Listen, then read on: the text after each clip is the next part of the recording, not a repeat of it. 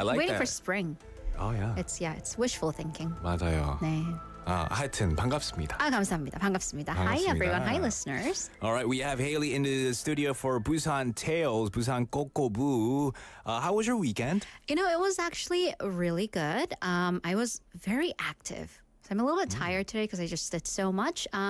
My family just randomly decided to take a trip to Kojedo Nice. yesterday. So we went because it's we had some mackerel, raw mackerel, 고등어회. It was so good, very good. I know. Yeah. As a fellow foodie, Yeah. I know you like. I love. You love, yeah. I love mackerel like chobap.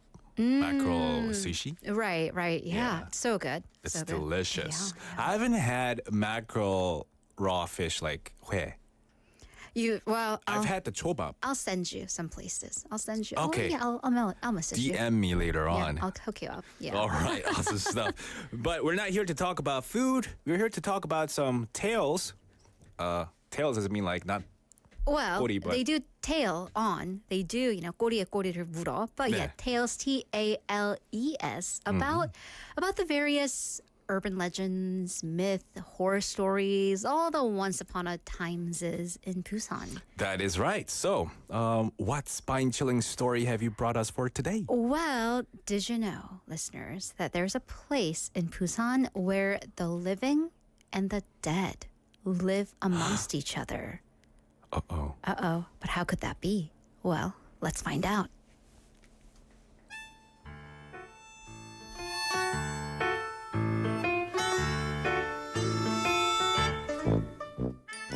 Chicken. Oh my God, David, you're such a coward. 겁쟁이래요. No, I'm not. 데이비슨. No, I'm not. Leave me alone. 겁쟁이래요. Stop it. I'm just being careful. I'm braver than you. Yeah, you're careful. The crying rally of cowards. Can you prove it? Are you really brave? Yeah.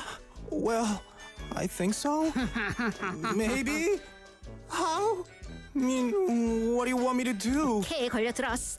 Okay, if you're really brave, like you say you are. All right, you see that house on the side of the hill? You know, the abandoned one? It's just quiet. Yeah. You mean the one my mom told me not to go near? Yeah, mama's boy. Mama's chicken, I should say. If you want to prove yourself as brave, go into that house and write your name on the floor. That's it.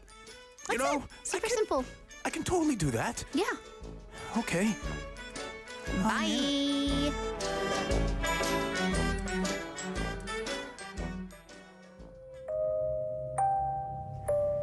All right, my name. How do I spell it? Oh, yeah. Oh, wait. Someone else already wrote their name here. And there. And there. Oh, my God! It's all over the place. What's going on? David.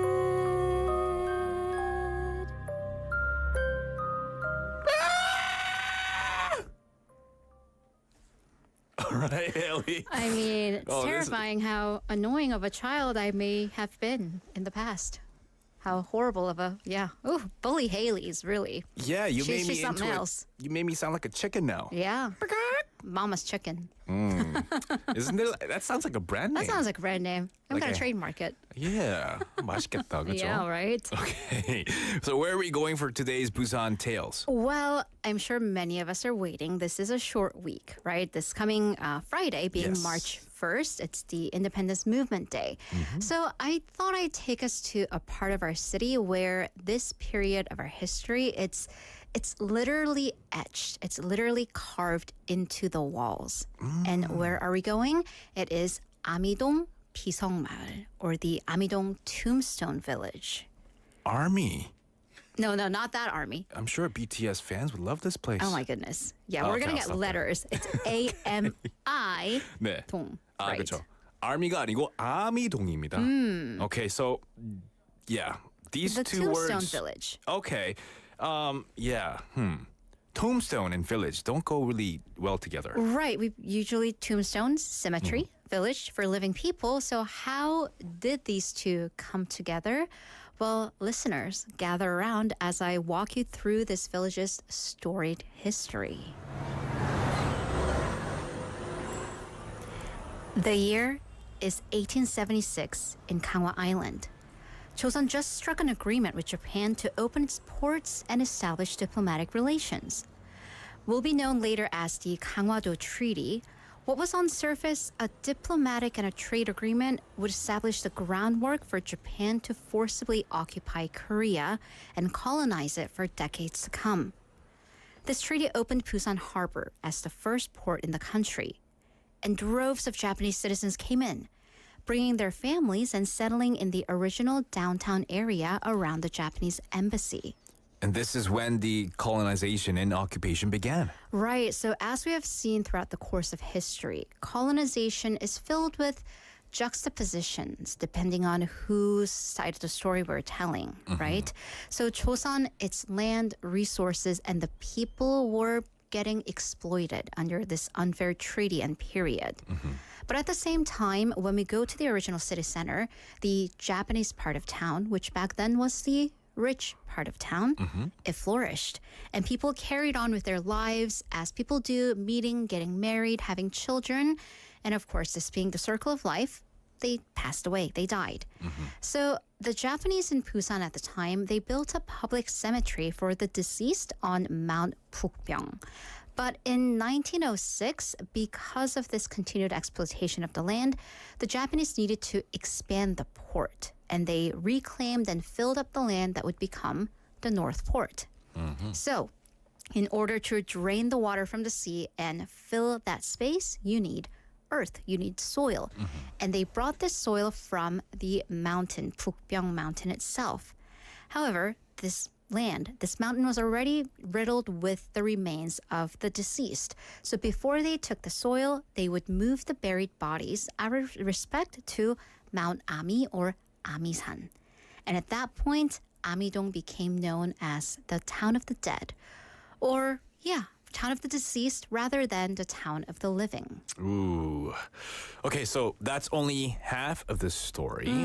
So how did this cemetery become a village of the living then? And for that, we have to travel to a different part of history, this time to 1950, the Korean War. As you know, Busan was the only city that remained untouched by the communist forces that were pouring in from North Korea. But of course, that isn't to say that we were not affected by the war. In fact, it changed the very fabric of our city. So refugees poured in from all over the country, and what was then a small city of 400,000 people swelled to 1 million by the time that war ended. But the city was so ill-equipped to accommodate the refugees, and what they had to do was just make do. Exactly. I guess they had to build stuff. So what did they do? So they just started randomly building houses on any plot of land they could find, because there were no deeds, or if there were, people just ignored them. So let's go back to Amidong, the location of our story.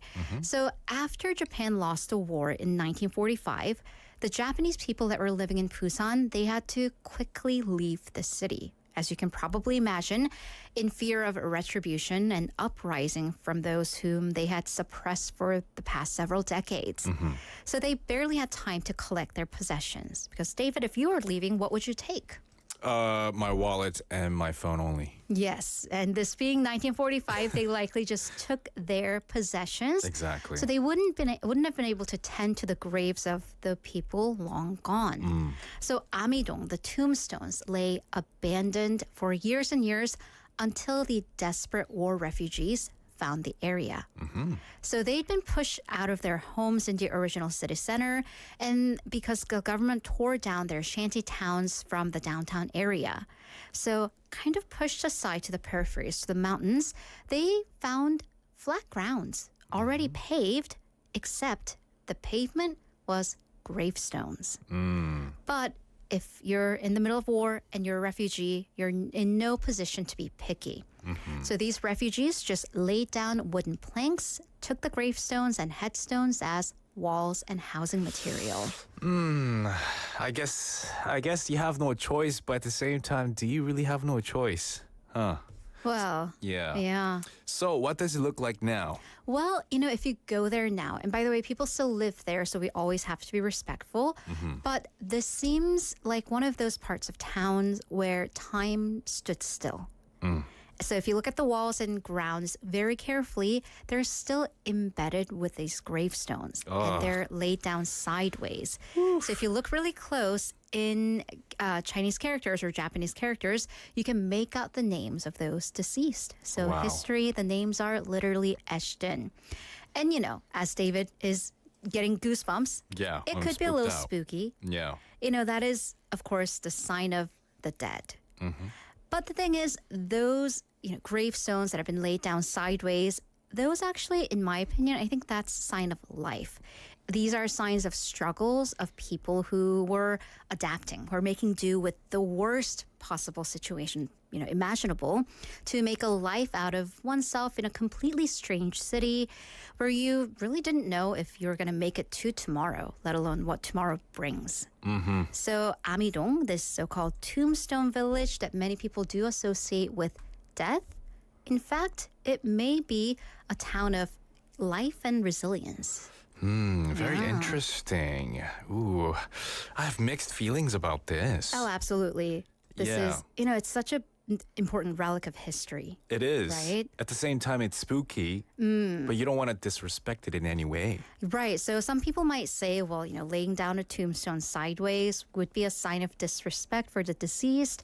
But then you think about, but these are kind of relics of, you know, colonization and exploitation. Exactly. So if you trace the roots of that, well, who's disrespecting whom? Exactly. So I don't know what to say and how I should feel about this.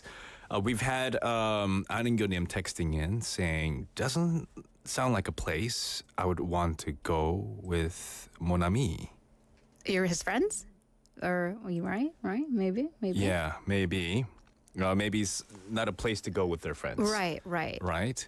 And yeah, definitely a spooky place for sure. But I think it would be definitely worth checking out, at least to learn the history and appreciate the culture and what kind of history Busan had to go through. Absolutely. And I think this is such a symbolic place that ties these two crucial parts of Busan together. So of when the port opened and, you know, people were pouring in and Japanese people were pouring in and settling here versus when they exited out, leaving that area abandoned and refugees poured in. Exactly. So, yeah. Well, thank you so much for this spooky yet very educational insight. Kokkobu, that was Kokkobu with Haley with us for this particular town of Busan, 아미동, 아미산. 한번 아미산? 꼭 가봐야 되겠어요. 꼭 가보세요. 네, thank you so much, Haley, for coming in. Do you know any movies that were filmed in Busan, by the way? Yeah, a ton, right? 헤어질 결심 is one of my favorites. Seems to be a popular one. Yeah, definitely one of my favorites and one of the most recent one. I know it's not a movie, but I think the Flick series, Yes. 살인자 something 난감, Yes. has scenes in Busan. 살인자 as something 난감, yeah. I never know how to read it because it's like Me too. the O is a blank 난감. 살인자 땡 이응 난감. 난감, right? 장난감 or something like that. Definitely not that. Probably not. That's Yeah. right. Well, thank you so much once again, and we'll see you next week. The tale continues next week. All right, that was Haley with us.